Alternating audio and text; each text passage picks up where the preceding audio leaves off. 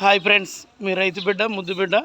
ఈరోజు మా ఊరు నాగినేనిపోలు గ్రామంలో దాదాపు 200 సంవత్సరాల క్రితం నుంచి కొలువై ఉన్న ఆంజనేయ స్వామి పురాతన దేవాలయం దగ్గర, అలాగే పార్వతీ పరమేశ్వరులు కొలువై ఉన్న ఈ స్థలం. అలాగే ఇక్కడ జమ్మి చెట్టు చూస్తున్నారుగా, చాలా సంవత్సరాల నుంచి దీన్ని కాపాడుకుంటూ వస్తున్నారు. 200 సంవత్సరాల క్రితం పురాతనమైన ఈ ఆలయం, ఆంజనేయ స్వామి ఆలయం దగ్గర ఈ జమ్మి చెట్టును పెంచడం జరుగుతుంది. అలాగే ఇది చాలామంది కూడా ఉగాదికే చూస్తున్నారు, పాలపెట్ట జమ్మి చెట్టు అంటున్నారు. కానీ ఇప్పుడు చూడండి ఎంత అత్యంత వైభవంగా పార్వతీ పరమేశ్వర యొక్క కళ్యాణం జరుగుతుందో.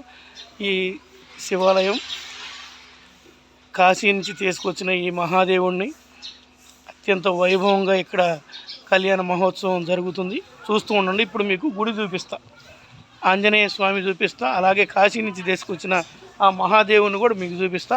అలాగే చూస్తూనే ఉన్నారుగా, ఈ మహాదేవుడి కళ్యాణానికి ఆటో క్యాన్వాసింగ్ పెట్టి ఆటోతోటి ప్రచారం జరుగుతుంది. అలాగే భోజనాలు కూడా ఏర్పాటు చేస్తున్నాం. దాదాపు 5,000 మందికి భోజనాలు ఏర్పాటు చేస్తున్నాం.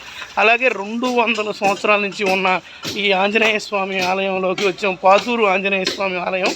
అలాగే చూడండి, ఎప్పుడో వేల నాటి ఉన్న పురాతన బావి. అంటే ఇంతకుముందు పెద్దది ఒక రాగి చెట్టు ఉండేది. ఆ రాగి చెట్టు కాలక్రమేణా పడిపోయింది, దాన్ని తీసేశారు ఇక్కడున్న గ్రామస్తులు. ఇది పురాతన బావి, ఇది ఏదో మంచినీళ్ళు ఇచ్చింది, మంచినీళ్ళ బావి అనమాట. అలాగే ఈ ఊరి గ్రామ ప్రజలు చాలా సంవత్సరాల క్రితం వేసిన ఈ ధ్వజస్తంభం చూస్తూనే ఉన్నారు కదా. ఈ ధ్వజస్తంభం చాలా స్ట్రాంగ్ అనమాట. చూడండి, ఇప్పుడు కూడా ఆ ఎత్తడి రేకులు ఇప్పటికీ మరక కూడా పడలేదు, అంటే అంత స్ట్రాంగ్గా ఉన్నాయి.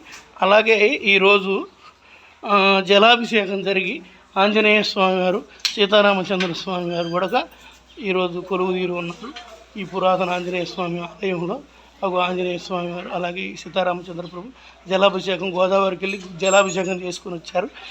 ఇప్పుడు మనం నెక్స్ట్ మళ్ళీ చెప్పుకునేది ఏంటంటే, పార్వతీ పరమేశ్వరుని అత్యంత అలంకరణతో రేపు కళ్యాణ మహోత్సవానికి తయారై ఉన్నారు పార్వతీ పరమేశ్వరుడు.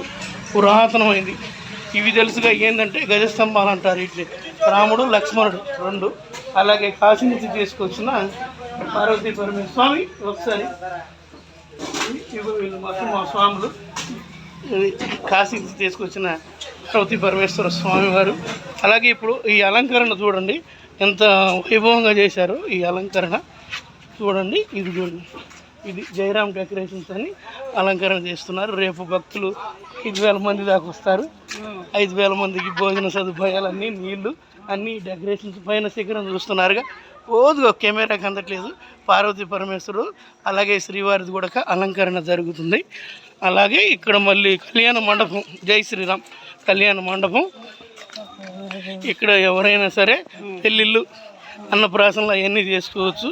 కాబట్టి మిత్రులు, భక్తులు అందరూ కూడా ఖచ్చితంగా ఈ కళ్యాణాన్ని వీక్షించి మిత్రులందరూ ఖచ్చితంగా రండి. చూడండి కళ్యాణ మండపం. ఇక్కడున్న ప్రజలే తలా కొంచెం వేసుకొని ఈ కళ్యాణ మండపాన్ని పెట్టారు.